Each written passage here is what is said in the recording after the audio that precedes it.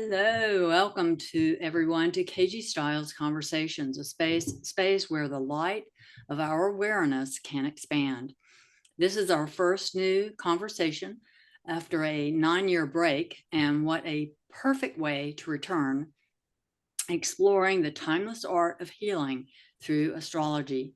Today, I'm excited to be joined by the renowned astrologer Steve Judd. Steve is a highly respected astrologer with more than 45 years of experience. Steve has a reputation for being grounded, psychologically informed in his forecast. His approach to astrology is clear and insightful, helping us make sense of the energies shaping our world.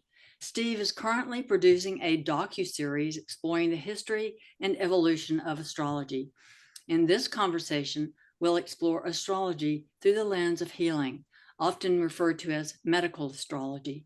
We'll begin with Nicholas Culpeper, the 17th century herbalist astrologer, who saw the stars and plants as partners in medicine. From there, we'll trace that lineage forward to Ceres and Chiron, two modern day archetypes that reveal how care, nourishment, and the wisdom born of wounding move through astrology charts today. Please welcome to the show, Steve Judd. Welcome, Steve. I'm absolutely thrilled to have you here. Hello, world. I do that with everyone nowadays. It's something that's taken off in the last year. So you want to get right in it? Yeah, let's go. Okay. So Culpeper was the originator of medical astrology in the Western herbal lineage, someone who read the body and the sky as one text, you might say. So please tell us about Culpeper and why understanding an herb's astrological signature revealed its healing virtue and the conditions it could treat. I was nearly going to contradict you there, but you said the Western tradition, because astrology and medicine have been linked for thousands of years in ancient Chinese astrology, Indian astrology, and the origin of Western astrology with Babylonian astrology. But in terms of the English language, yes, Culpeper, Nicholas Culpeper. Born in the late 1500s, died young, died in his 30s in the early 1600s. I'm part of a punk generation. I don't have any heroes, but Culpeper's one of the heroes I don't have. Culpeper survived 3 assassination attempts by the College of Surgeons because he dared to translate surgical texts from Latin into English. Very first person to ever do it, thus giving the English people power over their own bodies and taking it away from the surgeons. And he wrote Culpeper's Herbal, which is the definitive herbal manual linking herbology with astrology. He defined which plants come under the auspices of which planet or which sign of a zodiac, which is the best astrological time to sow those plants, to reap them, and how to use them. And perhaps the most telling thing about the whole thing, many people, mainly our grandparents in this day and age, but many people have Culpeper's Herbal on their kitchen shelf. And those of us who do, I suggest you turn to the very final page of the book before the glossary and the index. And in the last page of Culpeper's Herbal, he says, under the last chapter, the last one page, which is a chapter on how to use this book, he says, I address myself twofold. Firstly, to the profane, whom I feel compassion and sympathy for, because they do not know how to use this book. And secondly, I address this to those that study astrology. So he differentiated between astrological students and the rest of the world. Astrology doesn't make you a better person than anyone else, but it does give you a different perspective. Yes. And Culpeper's ability to be able to link certain plants and remedies at certain times with certain constellations, planets, or signs of a zodiac was a standalone. The only book I found even remotely comparable to that is an American author from the 1800s, Jethro Kloss. I forget the name of it, but it's a really great herbal book. I discovered it when I lived in the Caribbean in the late 1970s. But Culpeper's a standalone. He revolutionized medical care and he gave English people the power over their own bodies in a way that had never happened before. So, in many ways, he was the forerunner of modern medicine and certainly the forerunner of expanding the use of astrology. We owe him as much as we owe people like Galileo or Pythagoras. Yeah, he brought it into our awareness. Very much so. Yeah.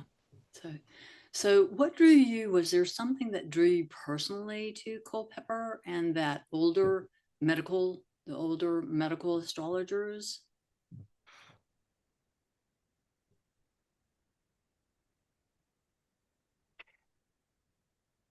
When I discovered Culpeper, it just added. I just found the book one day and I realized that he was using astrology and I thought, oh, I better read this. And it was as much his contempt is a strong word. His ridicule, his attitude of ridicule towards those medical practitioners who did not use astrology, which appealed to my more radical or rebellious traits at the time. So yes, I liked him straight away. And then he was born around, he was still living at the time just before the Civil War in Britain. And we had the first Civil War here. This is at the time when we were cutting off kings' heads. And during the Civil War, there were astrologers on different groups riding up and down the ranks of the armies, shouting predictions as to who would win. Astrology was a major force in Britain at this time. It's just after the reign of Queen Elizabeth I. And it was the heyday of astrology. The time of 1560 through to 1630, 1640 was the golden age of astrology in Britain up until very recently. And Culpeper was at the front of it, along with people like John Dee and William Lilly. So yeah, he's a great guy. So And I know where he's buried, and I've been to see his tomb, where his grave, and just close to where I live is where he worked at that time. So yeah, I seem to have an affinity with him. I don't know why. It just yeah, seems it seems natural. like you have some kind of personal connection with him for Yeah, some reason yeah. to me. And I'm wondering, was there an influence between Culpeper and Rudolf Steiner's work with biodynamic farming and It's a really good question. Steiner never really advocated the use of astrology per se, but he was wide open to stellar influences and influences of a different of a different resonance, different frequencies emanating from outside of planet Earth, which is basically astrology by another name. Although I'm not aware of him actually using the word astrology as such, or if he did, I don't know in what context. yeah, I know But he used sidereal astrology. Yeah, he advocated using sidereal astrology, the material, constellation yeah. astrology. Um, Members of my daughter went to a Steiner school, so I'm familiar with the concept of Steiner education, and the whole thing is just great. Having a teacher sat in the middle of the class in a circular class, everyone's equal, where there's discussions instead of just being lectured at. I've yet to meet a child who went to a Steiner school who is not emotionally and intelligently evolved. Yeah, my son went to a Steiner school, so Steiner and Montessori schools, they're If modern education were not so much of a franchise as modern medicine, the world would be a better place. Yes, both of them. Yes. So, what do you think of the concept of using astrology for healing? I mean, is it possible to heal astrologically with our astrology chart? I mean, what do you think of that as just an overall concept? To be honest, Katie, I think we've got to be very careful about the words we use. Can astrology heal people? No. As an astrologer, I can empower people acting as a catalyst. I can empower people to heal themselves. If I heal them, which I don't know if I could do, but even if I could, if I healed them, they would just become addicted to me. Whereas if I empower them to heal themselves, Yes. they become self-empowered and then they go out and spread it around and the world becomes a better place. The idea of the when I deal with clients who go, "Oh yeah, I'm a healer," I just think, "Oh God, here we go again." You're not. You're either a catalyst or you're on an ego trip. If you're a catalyst, then you're empowering other people. The second you let it go to your head and think it's because of you that you have the ability, then you've lost it. It's not, it's the same thing as my definition of the word powerful. Everyone who wants power shouldn't have it. And when you want to become powerful, the whole idea of you, that implies owning power, powerful. And then the power circulates within you and it can't escape. So it spirals downwards and you become corrupt. But if you become power filled, then the power flows through you and you are the conduit for it. And you can express it in a number of different ways. And it comes in and it goes out. And that's the idea of empowering the world, or Mhm. sometimes to use a more magical terminology, enchanting the world. So I really don't have time for people who are on a trip for self aggrandizement on this. You're either a catalyst or you're not. As I get older, things become increasingly black and white. Yeah. So, but So, then you would advocate people can use their chart to heal themselves, to become more whole. Let's, maybe call healing more wholeness, come more into wholeness and integration. 100%, absolutely. Every single planet in the horoscope has a resonance with various healing techniques. Every planet has a resonance with different parts of the body. One of the oldest sayings in astrology is the planets impel, they don't compel. There is, in my opinion, there's no such thing as fate. I'm a totally free will orientated person. Other astrologers are much more deterministic or fatalist. I'm free will and I will stay that way. Self-determination is very much better than predetermined, in my opinion. But when I see the planets operating in ways that suggest that individuals will develop certain or have the potential to develop certain maladies, but also in exactly the same breath, they can use that planetary energy to overcome those maladies and turn them into a gift. It's the same with a number of plants. Some plants will make you addicted or even kill you if you take them to excess. But used homeopathically, they are wonderful medicines. This is the basis of homeopathy, for example. So, problem is, of course, in today's world, we're dealing with big pharma, and you can't make a profit out of herbs, and you certainly can't make a profit out of astrology in a way that is corporate, that has shareholders. So the only way for them to stop it is by ridicule and appealing to people's common sense. But of course, astrology can't work. Of course, herbalism is old wives' tales. It's up to the individual to make their own minds up. Yes. And I think we're entering into a new phase of life on planet Earth where the individuals, the creative faculties will be more imbued. Definitely. We're in the middle now of the biggest concentrated period of compressed change that humanity's ever entered. It's a consciousness revolution, the like of which we've been waiting for 10,000 years Or more. or more. And it's happening right now. So, is there a particular place in the chart, like a window into the body's natural intelligence or capacity to self heal? That would you say? I suppose the answer to that specific question would be no, because it's too definitive. But the horoscope is a blueprint of potential. Mm-hmm. And it doesn't say what will happen, it says what can. Mm-hmm.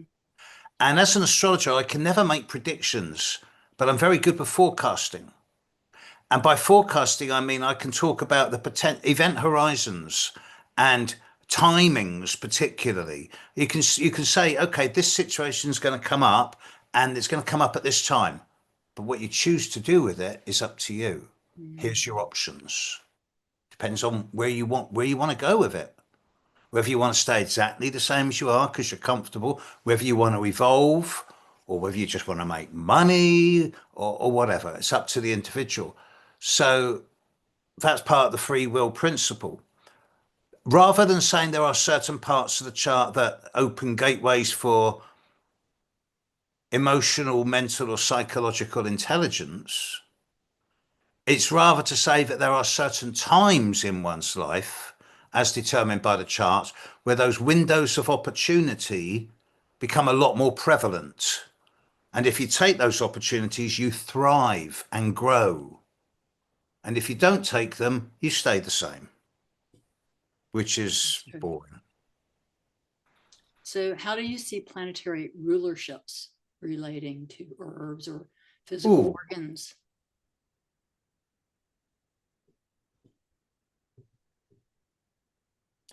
well, for example, if I'm dealing with an Aries, which is ruled by Mars, and I see the person is going through a period of listlessness, fatigue, I will say to them, well, you know, have quite a few meals with lots of chili and garlic and ginger and paprika and tomatoes, red foods, because Mars is red. If I'm seeing a Scorpio and they're not feeling very well, I will say to them, right, have lots of purgative foods, ginger, garlic, chili, stuff that's going to make you sweat, because that will expel any poison. The idea of purging oneself is very much a scorpionic stroke plutonic thing. Each sign has its own propensities towards food. As a Cancerian, I have no addictions at all apart from cheese. But every sign has its own signatures for a part of the body. Every planet has a rulership of certain bodily functions, and the skill of integrating the signs, the planets, and the aspects along with the timings of the day can give rise to being able to give a very good diagnosis. It is my opinion that most illnesses and diseases are physical manifestations of a non-physical cause. That most illnesses and diseases are actually diseases of the soul, which manifest in physical form. And when I say diseases of the soul, I mean literally a dis-ease, a discomfort of the soul. It Mm-hmm. is not functioning as it could be or should be, so it manifests physically in a way that's detrimental to the long-term benefit of the host body that it's in. I realize that's a bit of a leap for some people to take on board that idea, but nevertheless, Not it's how me. I see things as being.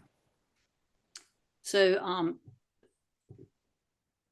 do you see the soul being multi-dimensional? I see the soul as being eternal. I don't do death. Death to me is just a transition of consciousness.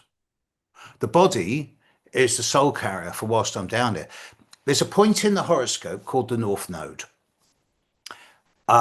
This is what got me into astrology in the first place. Well, one of the two things that got me into astrology in the first place back in the 70s.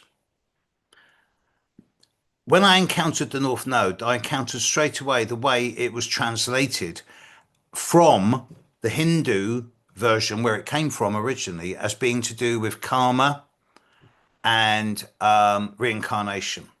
And I struggled with 30 or 40 years with these ideas. And I had one of those moments where I suddenly realized, wait a minute, this is just another religious guilt trip. This is just another bunch of old men in skirts saying if you don't behave, you'll go to hell.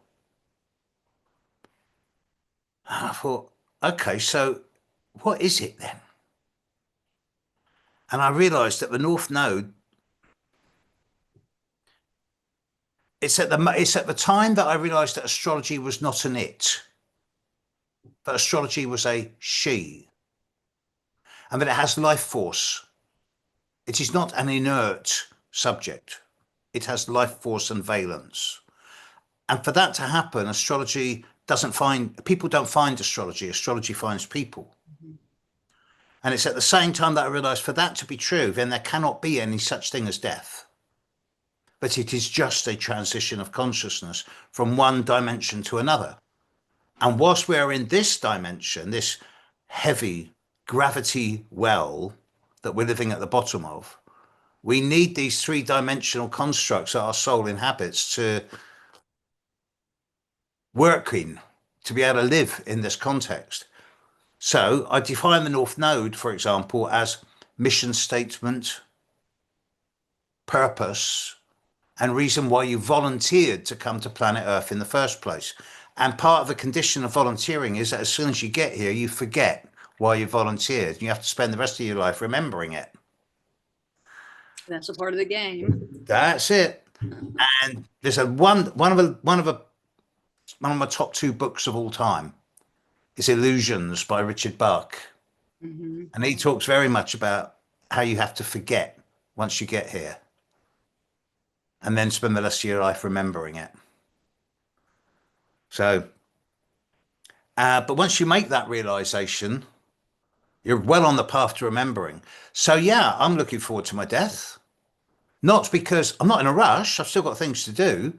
But when I physically die, I'll go happily and willingly because I know that when I get home, there's going to be a big party waiting for me in a place where there is no physical shape or form and no time as we understand it, but where there is just love. Mhm. And I can talk in these terms now. I used to be embarrassed about talking about this because I couldn't quantify it, but now I can. And which, yes, we leave the body behind, but it's just our carrier while we're down here. I don't quite know how I got into this one, but anyway. Well, I think it's important what you say that is voluntary. Coming in is a free will choice. Yes. I think that's a very important thing for people to understand. Another Yes. important thing is for people to get is that life is happening for you. I mean, it makes no sense that life could be against you. I mean, you are life. This planet is full of things that can kill us. Yeah. It's a mission in itself, surviving this planet.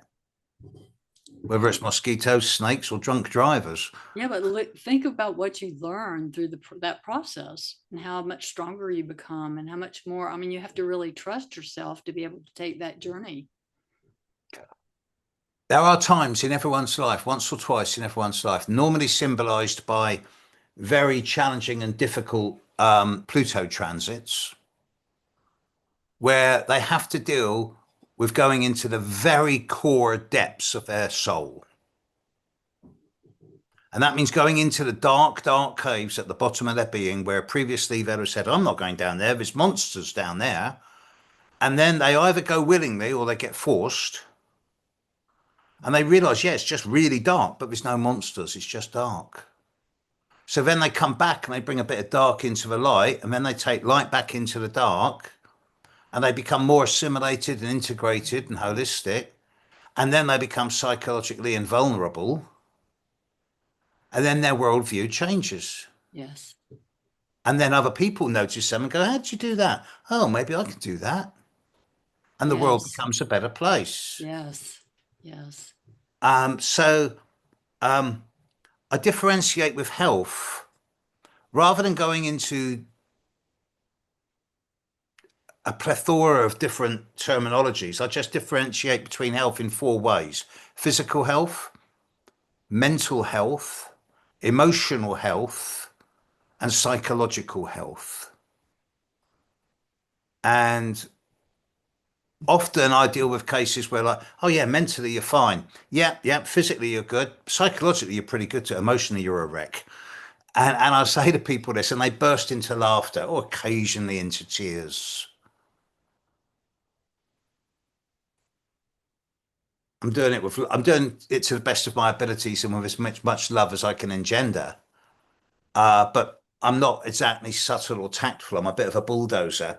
But then life's too short to hold their hand and feel sorry for them. Sometimes you just got to cut through to the core of the issue, because otherwise they'll build defenses against it unconsciously. Mhm. So yeah, I can be a bit of a bulldozer, but hey, it gets results. Sometimes I say to people, look, if you want, you can spend months and years in counseling and therapy, or in a worst case scenario, take lots of our nice antidepressants. Or you can go down to the beach at 3 o'clock in the morning and take all of your clothes off and walk into the sea up to your knees and scream and get in touch with rage and howl. I differentiate between intuition, which is a human construct and generally starts at the solar plexus and heads north, and instinct, which is an animal construct, and we live in an animal body, which starts below the navel and goes south. Gut instinct never lies, ever. We don't want to believe it all the time, but it never lies. And to go out and howl at the moon, it's a scary thing for a lot of people. But once you've done it once, it becomes natural. It's always a bit embarrassing if other people are around, but I've been caught a few times doing it. Well, I But feel a deep resonance like with those lower chakras and the earth. There's a real yeah, connection and grounding that I feel. Like you're yeah, resonating deeply with the earth mother. yes, yes. I asked myself, why did I choose to come down here in a male body when so much of what I feel is the empathy and the compassion and the desire for nurturing? I am a Cancerian. Mhm. But unfortunately, at this time in history, it has been predominantly men up until the last 20 or 30 years who have had most airtime. Now, in most countries of the world, there are more female astrologers than there are male. I think one of the only two countries where this is not the case is the UK. Mhm. Still, that is changing rapidly now, I'm pleased to say. 75% of my clients are women, but it used to be 90%. Now I've got more male students than ever before on my teaching courses. There is a greater balance coming. And it's a real paradox between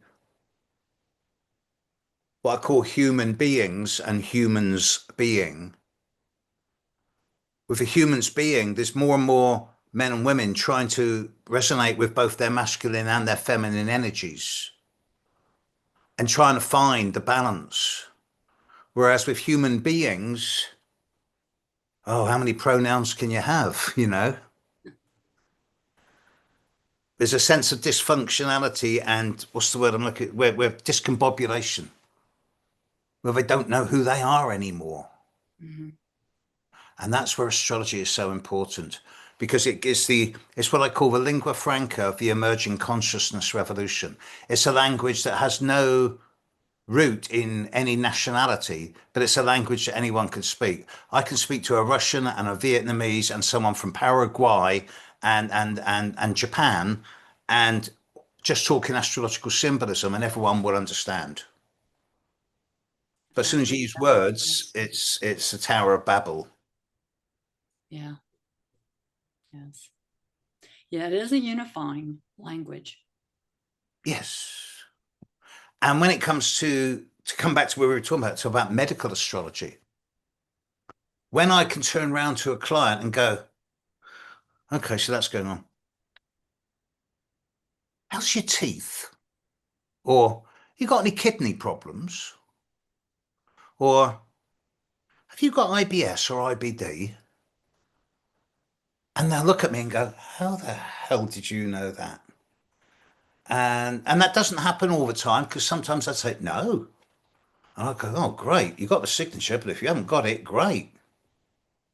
It's like there are easy ways to